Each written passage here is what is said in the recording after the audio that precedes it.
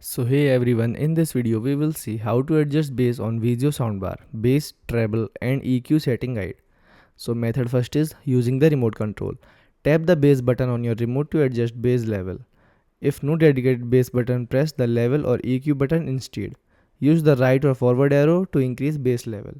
Use the left or rewind arrow to decrease bass level. Verify adjustment by observing the LED light on the left side of the soundbar. They will rise with increased bass and fall with decreased bass. So second method is using the physical soundbar button. Turn on the soundbar and press the menu button. Then use the volume up and down button to navigate to the bass setting. Press volume up to increase bass or volume down to decrease it.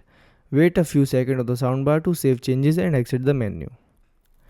Third fix is download and open the Vizio mobile app on your iOS or Android device. Ensure your phone and soundbar are connected to the same Wi-Fi network. Select your soundbar from the device list in the app. Then navigate the audio setting or EQ. Adjust the bass slider to your preferred level. Thanks for watching.